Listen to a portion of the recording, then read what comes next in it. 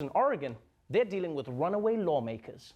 In Oregon tonight, there are 11 people missing, 11 state lawmakers who are nowhere to be found as part of a partisan standoff. The body's 11 Republicans did not show up for work again after launching a walkout 5 days ago to stop the state Senate from acting on a contentious climate bill. They're hoping to run out the clock until the session ends.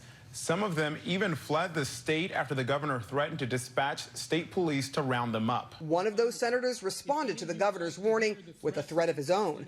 This is what I told the superintendent. Send bachelors and come heavily armed. I'm not going to be a political prisoner in the state of Oregon. It's just that simple.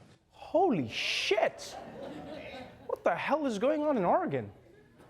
You understand what's happening here? In order to sabotage a climate change vote that they're afraid they're going to lose, Republican lawmakers have fled the state.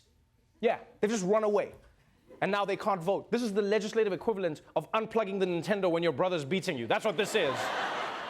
But to be fair, when the founding fathers were setting up the country, they did believe in three core principles: separation of powers, independent judiciary, and if you're about to lose a vote, remember to, hey, what's that? So long, sucker! That's not democracy. Democracy, these nuts. I mean, that's basically what these Republicans have done. And like, lawmakers fleeing a state to sabotage a vote should be the craziest part of any story. But if that wasn't crazy enough, one of those lawmakers, you saw him, he threatened to shoot police if the police tried to bring him back. I mean, did you hear him? He was like, send bachelors, come heavily armed. Like, that's a threat. It's either a threat or it's the tagline for next summer's Hangover featuring John Wick. But it sounds like a threat.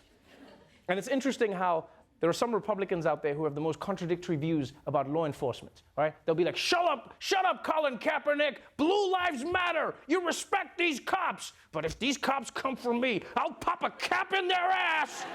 Those precious blue asses that I honor and respect, unless they try to hold me accountable, then we'll show them the Second Amendment. It's like this the whole time. And look, we don't have time to talk more about these lawless lawmakers because there is one story about the president that we have to make time for. There is a new allegation of sexual assault against President Trump. New York Magazine is out today with an excerpt from an upcoming book by the advice columnist E. Jean Carroll. She says in the mid-1990s, Mr. Trump forced himself on her in a department store dressing room. A friend of Carroll's confirmed to NBC News that Carroll told her about the alleged attack the next day. Yes, for the 22nd time, Donald J. Trump has been accused of sexual misconduct. Yeah, that's almost one accusation for each Democrat running. And look, here's the thing. I know that because he's president, there's added skepticism to all of these claims, but it is interesting how quickly people will brush these accusations off, right? Sometimes people don't even listen. But 22 times is pretty high. You realize Boeing had 2 planes go down, and they were forced to ground the entire fleet because people were like, maybe we should investigate what's going on here. And here, people are just like, it's fake, it's all fake news, all fake news. And I'm not saying it's real, I'm not saying it's fake, but I do think people should listen. And one thing that definitely hasn't helped Trump's case is the way he's responded to this claim. An extraordinary denial from President Trump in the face of a rape allegation. According to the president, writer E. Jean Carroll is totally lying when she claims he sexually assaulted her in a New York City department store. Mr. Trump tells The Hill, quote, I'll say it with great respect. Number 1, she's not my type. Number 2, it never happened. It never happened, okay? Really? All right, first of all, that's not great respect. He's like, I'll start with great. That's not saying it with great respect. She's not my type. What is that supposed to mean?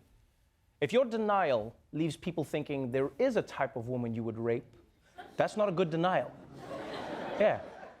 There should be no number 1. It should just be, I didn't do it, and that's it.